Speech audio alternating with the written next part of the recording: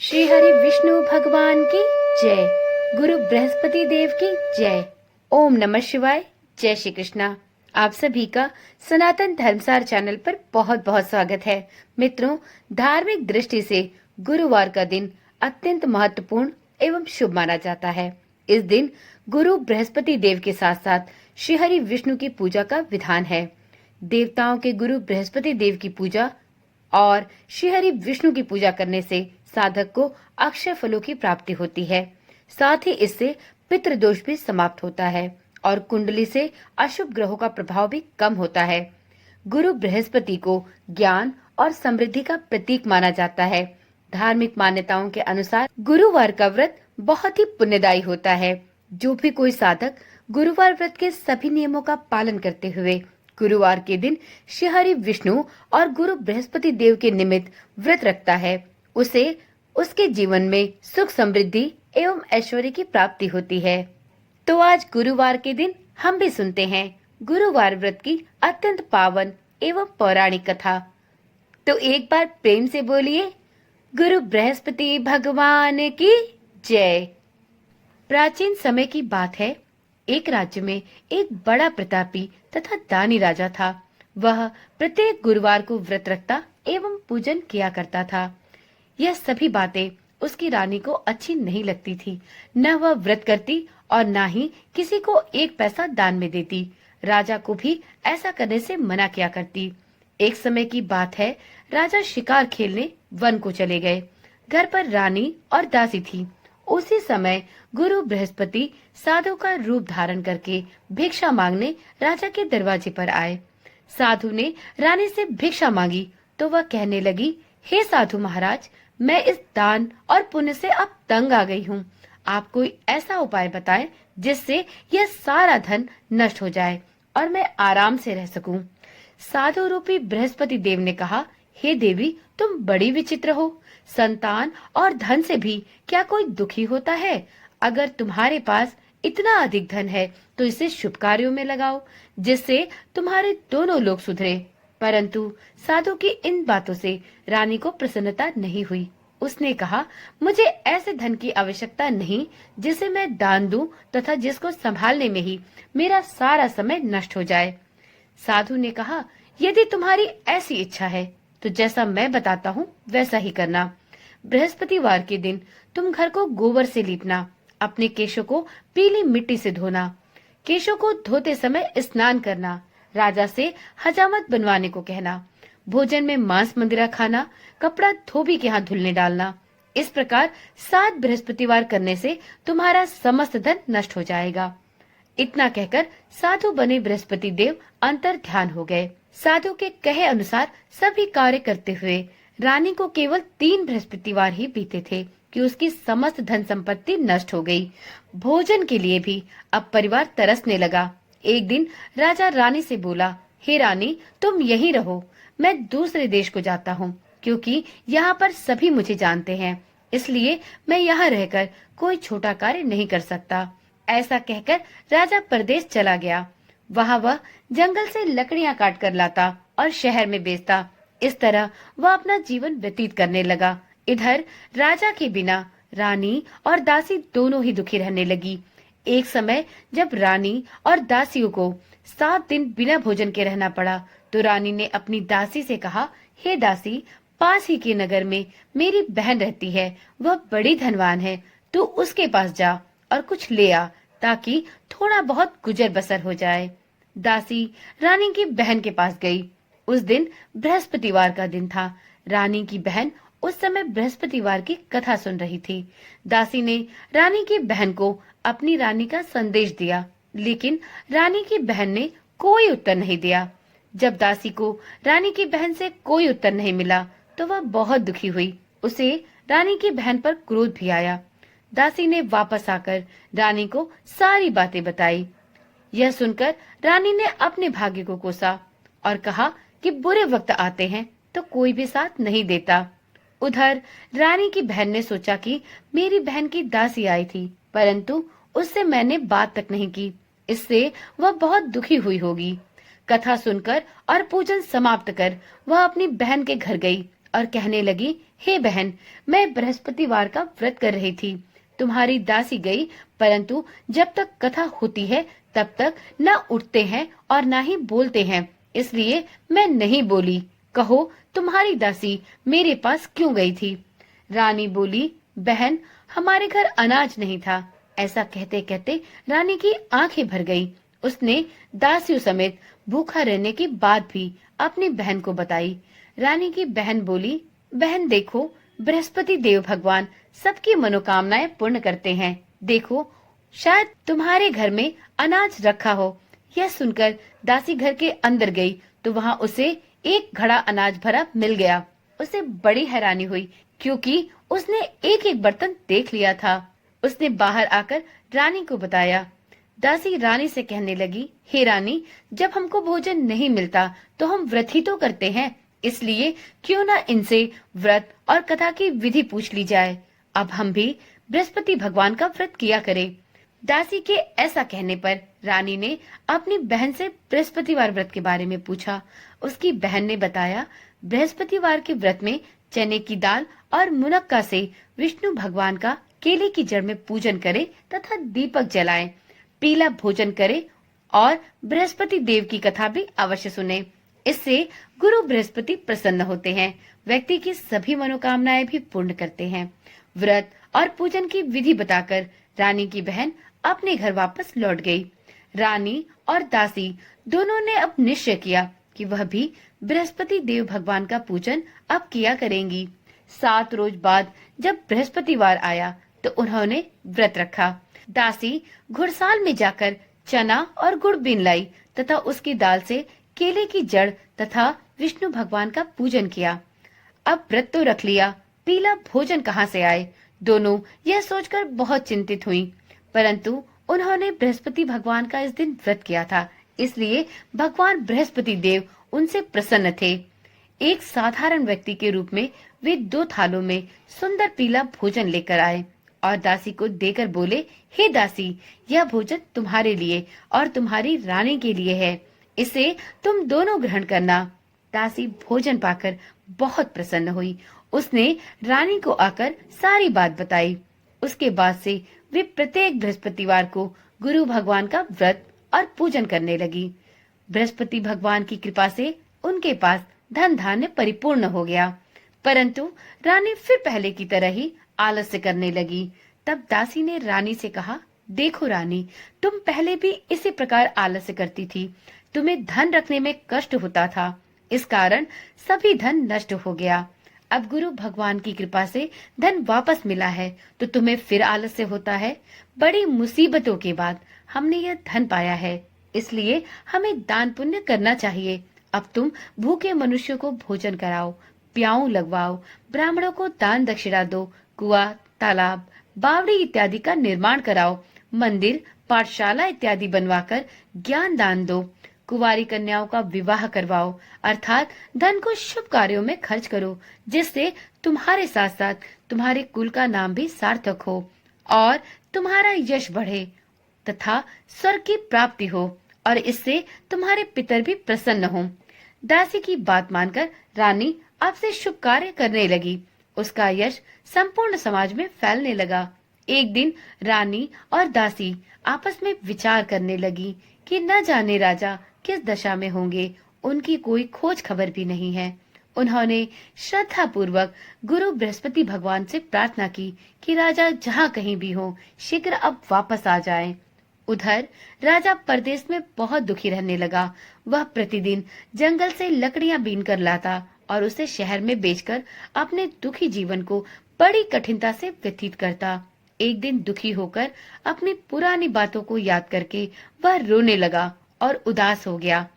उसी समय राजा के पास बृहस्पति देव एक साधु के वेश में आकर बोले, हे लकड़हारे, तुम इस सुनसान जंगल में किस चिंता में बैठे हो, मुझे बतलाओ। यह सुनकर राजा के नेत्रों में जल भर आया। साधु की वंदना कर राजा ने अपनी संपूर्ण कहानी साधु को सुनाई। महात्मा दयालु होते हैं। वह राजा से बोले, हे राजा, तुम्हारी पत्नी ने बृहस्पति देव के प्रति अपराध किया था, जिसके कारण तुम्हारी यह दशा हुई। अब तुम चिंता न करो, भगवान तुम्हें पहले से अधिक धन देंगे। देखो, तुम्हारी पत्नी ने बृहस्पतिवार का व्रत प्रारंभ कर दिया है। अब तुम भी बृहस्पतिवार का व्रत करके चने की दाल एवं गुड़ जल के लोटे में डालकर केले का पूजन करो, फिर कथा कहो या सुनो। भगवान बृहस्पति तुम्हारी सभी मनोकामनाओं को पूर्ण करेंगे। साधु की बात सुनकर राजा बोला, हे प्रभु, लकड़ियां बेचकर इतना पैसा नहीं मिलता जिससे भोजन के उपरांत मैं कुछ बचा सकूं। मैंने रात्रि में अपनी रानी को बहुत व्याकुल देखा है। मेरे पास कोई ऐसा साधन नहीं है जिससे मैं उसका समाचार जान सकूं। फिर मैं कौन सी कहानी कहूं, यह भी मुझको नहीं ज्ञात है। साधु ने कहा, हे राजन, मन में बृहस्पति भगवान के पूजन व्रत का निश्चय करो। वे स्वयं तुम्हारे लिए कोई न कोई मार्ग अवश्य बना देंगे। बृहस्पतिवार के दिन तुम रोजाना की तरह लकड़ियां लेकर शहर में जाना। तुम्हें रोज से दुगना धन मिलेगा, जिससे तुम भली भांति भोजन कर लोगे तथा बृहस्पति देव की पूजा का सामान भी आ जाएगा। जो तुमने बृहस्पतिवार की कहानी के बारे में पूछा है, वह इस प्रकार है। प्राचीन काल में एक बहुत ही निर्धन ब्राह्मण था। उसके कोई संतान नहीं थी। वह नित्य पूजा पाठ करता, परंतु उसकी स्त्री न तो स्नान करती और न ही किसी देवी देवता का पूजन करती। इस कारण ब्राह्मण देवता अत्यंत दुखी रहते थे। भगवान की कृपा से ब्राह्मण के यहाँ एक कन्या उत्पन्न हुई। कन्या धीरे धीरे बड़ी होने लगी। वह प्रातःकाल स्नान करके भगवान विष्णु का जप करती, बृहस्पति भगवान का व्रत भी करती, पूजा पाठ समाप्त कर पाठशाला जाती तो अपनी मुट्ठी में जौ भरकर ले जाती और पाठशाला के मार्ग में डालती जाती। लौटते समय वही जौ स्वर्ण के हो जाते तो उनको बीनकर घर ले आती। एक दिन वह बालिका सूप में उन सोने के जौ को फटक कर साफ कर रही थी कि तभी उसकी माँ ने देख लिया और कहा, हे बेटी, सोने के जौ को फटकने के लिए सोने का सूप भी तो होना चाहिए। दूसरे दिन गुरुवार था। कन्या ने व्रत रखा और बृहस्पति देव से सोने का सूप देने की प्रार्थना की। बृहस्पति देव ने उसकी प्रार्थना स्वीकार कर ली। रोजाना की तरह वह कन्या जौ फैलाती हुई पाठशाला चली गई। पाठशाला से लौटकर जब वह जौ बिन रही थी तो बृहस्पति देव की कृपा से उसे सोने का सूप मिला। उसे वह घर ले आई और उससे जौ साफ करने लगी, परंतु उसकी माँ का ढंग वही रहा।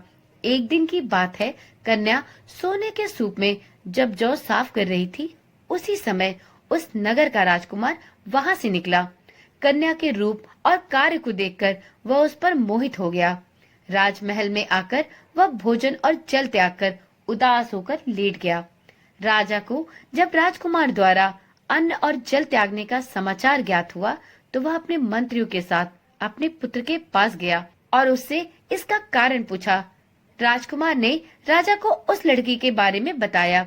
राजा ने कहा, हे पुत्र, तुम उस लड़की का पता लगाओ, मैं उससे तुम्हारा विवाह अवश्य करा दूंगा। राजकुमार ने राजा को उस लड़की के घर का पता बताया। मंत्री उस लड़की के घर गया।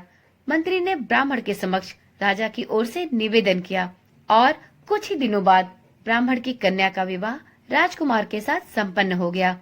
कन्या के घर से जाते ही ब्राह्मण के घर में पहले की ही भांति गरीबी का निवास हो गया। एक दिन दुखी होकर ब्राह्मण महोदय अपनी पुत्री से मिलने गए। बेटी ने पिता की अवस्था को देखा और अपनी माँ का हाल पूछा। ब्राह्मण ने सभी हाल कह सुनाया। कन्या ने बहुत सा धन देकर अपने पिता को विदा कर दिया, लेकिन कुछ दिन बाद फिर वही हाल हो गया।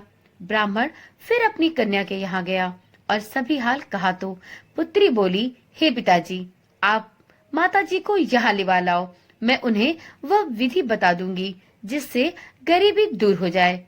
ब्राह्मण देवता अपनी स्त्री को साथ लेकर अपनी पुत्री के पास राजमहल पहुँचे तो पुत्री अपनी माँ को समझाने लगी, हे माँ, तुम प्रातःकाल स्नान आदि करके विष्णु भगवान का पूजन किया करो, इससे आपकी सभी दरिद्रता दूर हो जाएगी। परंतु उसकी माँ ने उसकी एक भी बात नहीं मानी। वह प्रातःकाल उठकर अपनी पुत्री की बची जूठन को खा लेती थी। एक दिन उसकी पुत्री को बहुत क्रोध आया। उसने अपनी माँ को एक काल कोठरी में बंद कर दिया। प्रातः उसे स्नान आदि करा के पूजा पाठ कराया तो उसकी माँ की बुद्धि ठीक हो गई। इसके बाद वह नियम से पूजा पाठ करने लगी और प्रत्येक बृहस्पतिवार को व्रत रखने लगी।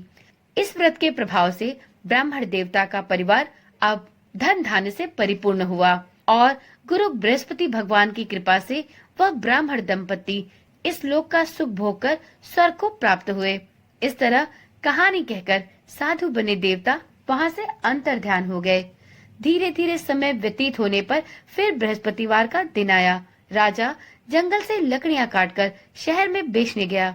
उसे उस दिन और दिनों से अधिक धन मिला। राजा ने चना और गुड़ इत्यादि लाकर बृहस्पतिवार का व्रत किया। उस दिन से उसके सभी क्लेश दूर हुए। परंतु जब अगले गुरुवार का दिन आया तो वह बृहस्पतिवार का व्रत करना भूल गया। इस कारण बृहस्पति भगवान नाराज हो गए। उस दिन उस नगर के राजा ने विशाल यज्ञ का आयोजन किया था तथा अपने समस्त राज्य में यह घोषणा करवा दी थी कि सभी व्यक्ति मेरे यहाँ ही भोजन करने आवे, किसी के घर चूल्हा न जले। इस आज्ञा को जो न मानेगा उसको फांसी की सजा दी जाएगी। राजा की आज्ञा अनुसार राज्य के सभी वासी राजा के भोज में सम्मिलित हुए, लेकिन लकड़हारा कुछ देर से पहुंचा, इसलिए राजा उसको अपने साथ महल में ले गए। जब राजा लकड़हारे को भोजन करा रहे थे तो रानी की दृष्टि उस खूंटी पर पड़ी जिस पर उसका हार लटका हुआ था। उसे हार खूंटी पर लटका दिखाई नहीं दिया। रानी को निश्चय हो गया कि मेरा हार इस लकड़हारे ने ही चुरा लिया है। उसी समय सैनिक बुलवाकर उसको जेल में डलवा दिया गया। लकड़हारा जेल में विचार करने लगा कि न जाने कौन से पूर्व जन्म के कर्म से मुझे यह दुख प्राप्त हुआ है, और जंगल में मिले साधु को याद करने लगा। तत्काल बृहस्पति देव साधु के रूप में प्रकट हो गए और कहने लगे, अरे मूर्ख, तूने बृहस्पति देवता की कथा नहीं की, तूने बृहस्पतिवार का व्रत नहीं किया, इसी कारण तुझे यह दुख प्राप्त हुआ है।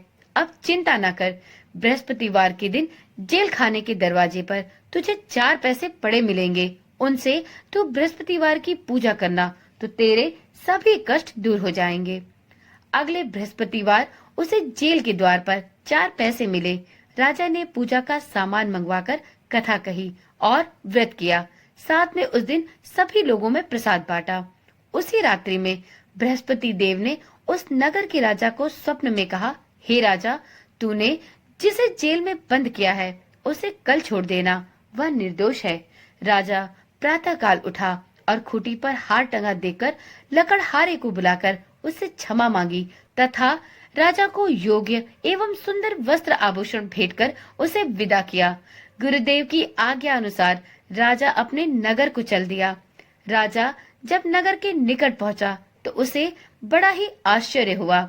नगर में पहले से अधिक बाग, तालाब और कुएं तथा बहुत सी धर्मशालाएं, मंदिर इत्यादि बने हुए थे। राजा ने पूछा कि यह किसका बाग और धर्मशाला है। तब नगर के सब लोग कहने लगे कि यह सब रानी और दासी द्वारा बनवाए गए हैं। राजा को आश्चर्य हुआ और गुस्सा भी आया कि उसकी अनुपस्थिति में रानी के पास इतना धन कहां से आया होगा। जब रानी ने यह खबर सुनी कि राजा आ रहे हैं तो उसने अपनी दासी से कहा, हे दासी, देख, राजा हमको कितनी बुरी हालत में छोड़ गए थे। वह हमारी ऐसी हालत देखकर कहीं लौट न जाएं, इसलिए तू दरवाजे पर खड़ी हो जा। रानी की आज्ञा अनुसार दासी दरवाजे पर खड़ी हो गई और जब राजा आए तो उन्हें अपने साथ महल में लिवाया गई। तब राजा ने क्रोध करके अपनी तलवार निकाली और पूछने लगा, बताओ, यह धन तुम्हें कैसे प्राप्त हुआ। तब रानी ने सारी कथा कह सुनाई। राजा ने निश्चय किया कि मैं रोजाना दिन में 3 बार कहानी कहा करूंगा और रोज व्रत किया करूंगा। अब हर समय राजा के दुपट्टे में चने की दाल बंधी रहती थी तथा दिन में 3 बार वह कथा किया करता। एक रोज राजा ने विचार किया कि चलो अपनी बहन के यहाँ हो आऊं। इस तरह का निश्चय कर राजा घोड़े पर सवार होकर अपनी बहन के यहाँ चल दिया। मार्ग में उसने देखा कि कुछ आदमी एक मुर्दे को लिए जा रहे थे। उन्हें रोककर राजा कहने लगा, अरे भाइयों, मेरी बृहस्पतिवार की कथा सुन लो। वह बोले, लो, हमारा तो आदमी मर गया है, इसको अपनी कथा की पड़ी है। परंतु उनमें से कुछ आदमी बोले, अच्छा कहो, हम तुम्हारी कथा भी सुनेंगे। राजा ने दाल निकाली और कथा कहनी प्रारंभ कर दी। जब कथा आधी हुई तो मुर्दा हिलने लगा और जब कथा समाप्त हुई तो राम राम कह के वह मुर्दा खड़ा हो गया। राजा आगे बढ़ा। उसे चलते चलते अब शाम हो गई। आगे मार्ग में उसे एक किसान खेत में हल चलाता मिला। राजा ने उससे भी कथा सुनने का आग्रह किया, लेकिन वह नहीं माना। राजा आगे चल पड़ा। राजा के हटते ही उस किसान का बैल पछाड़ खाकर गिर गया और किसान के पेट में बहुत जोरों का दर्द उठने लगा। उसी समय किसान की माँ रोटी लेकर आई। उसने जब देखा तो अपने पुत्र से सब हाल पूछा। बेटे ने सभी हाल अपनी माँ को कह सुनाया। बुढ़िया दौड़ी दौड़ी उस घुड़सवार के पास पहुंची और उससे बोली, मैं तेरी कथा सुनूंगी, तू अपनी कथा मेरे खेत पर ही चलकर कहना। राजा ने लौटकर बुढ़िया के खेत पर जाकर कथा कही, जिसके सुनते ही बैल खड़े हो गए तथा किसान के पेट का दर्द भी बंद हो गया। राजा अब अपनी बहन के घर पहुंच गया। बहन ने भाई की खूब मेहमानी की। दूसरे रोज प्रातःकाल जब राजा जगा तो वह देखने लगा कि यहाँ सब लोग भोजन कर रहे हैं। राजा ने अपनी बहन से जब पूछा, क्या ऐसा कोई मनुष्य है जिसने अब तक भोजन ना किया हो, जो मेरी बृहस्पतिवार की कथा सुन ले। बहन बोली, हे भैया, यह देश ऐसा ही है। यहाँ लोग पहले भोजन करते हैं, बाद में कोई अन्य कार्य करते हैं। फिर वह एक कुम्हार के घर गई, जिसका लड़का बीमार था। उसे मालूम हुआ कि उसके यहाँ 3 दिन से किसी ने भी भोजन नहीं किया है। रानी ने अपने भाई की कथा सुनने के लिए उस कुम्हार से कहा। वह तैयार हो गया। राजा ने जाकर बृहस्पतिवार की कथा उस कुम्हार के घर कही, जिसको सुनकर अब उसका लड़का ठीक हो गया। अब तो राजा की प्रशंसा चारों तरफ होने लगी। एक दिन राजा ने अपनी बहन से कहा, बहन, अब मैं अपने घर जाऊंगा, तुम भी तैयार हो जाओ। राजा की बहन ने अपनी सास से अपने भाई के साथ जाने की आज्ञा मांगी। सास बोली, हाँ चली जा, मगर अपने लड़कों को मत ले जाना, क्योंकि तेरे भाई के कोई संतान नहीं होती। बहन ने अपने भाई से कहा, भैया मैं तो चलूंगी, मगर कोई बालक नहीं जाएगा। भाई ने कहा, जब बच्चे ही नहीं जाएंगे तो तू जाकर क्या करेगी। अपनी बहन को भी छोड़कर दुखी मन से राजा अपने नगर को लौट आया। राजा ने अपनी रानी से सारी कथा बताई और बिना भोजन किए उदास मन से शैया पर लेट गया।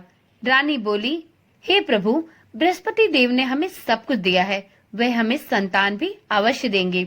उसी रात बृहस्पति देव ने राजा को स्वप्न में कहा, हे राजन, उठ, सभी सोच त्याग दे, तेरी रानी गर्भवती है। राजा को यह जानकर अत्यंत प्रसन्नता हुई। 9वें महीने रानी के गर्भ से एक सुंदर पुत्र पैदा हुआ। तब राजा बोला, हे रानी, स्त्री बिना भोजन के रह सकती है, परंतु बिना कहे नहीं रह सकती। जब मेरी बहन आए तो तुम उससे कुछ मत कहना। रानी ने हाँ कर दी।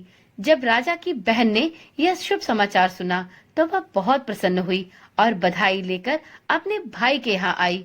रानी ने तब उसे आने का उलाहना दिया और बोली, घोड़ी चढ़ी नहीं आई, गधे चढ़ी आ गई। तो राजा की बहन बोली, भाभी, मैं इस प्रकार ना कहती तो तुम्हारे घर औलाद कैसे होती। भाभी, बृहस्पति भगवान ऐसे ही हैं, वह सभी की मनोकामनाएं पूर्ण करते हैं। तो एक बार प्रेम से बोलिए, बृहस्पति भगवान की जय, गुरु बृहस्पति देव की जय। मित्रों, बृहस्पति देव सभी मनोकामनाएं पूर्ण करते हैं। जो सद्भावना पूर्वक बृहस्पतिवार का व्रत करता है एवं इस दिन गुरुवार व्रत कथा पढ़ता है अथवा सुनता और दूसरों को सुनाता है, बृहस्पति देव उसकी सभी मनोकामनाएं पूर्ण करते हैं और उनकी सदैव रक्षा करते हैं। जो संसार में सद्भावना से गुरुदेव का पूजन एवं व्रत सच्चे हृदय से करते हैं, उनकी सभी मनोकामनाएं वैसे ही पूर्ण होती हैं जैसी सच्ची भावना से रानी और राजा ने बृहस्पति देव की कथा का गुणगान किया, उनका व्रत और पूजन किया, तो उनकी सभी इच्छाएं गुरु बृहस्पति देव ने पूर्ण की। अनजाने में भी बृहस्पति देव की उपेक्षा न करें, ऐसा करने से सुख शांति नष्ट होती है। इसलिए गुरुवार का व्रत करने वालों को इस दिन गुरु बृहस्पति की कथा भी अवश्य सुननी चाहिए। कथा सुनने के बाद प्रसाद लेकर जाना चाहिए और कथा सुनते समय ना तो उठना चाहिए और ना ही बोलना चाहिए। हृदय से भगवान बृहस्पति का मनन करते हुए उनका जयकारा लगाना चाहिए। तो एक बार प्रेम से बोलिए गुरु बृहस्पति भगवान की जय।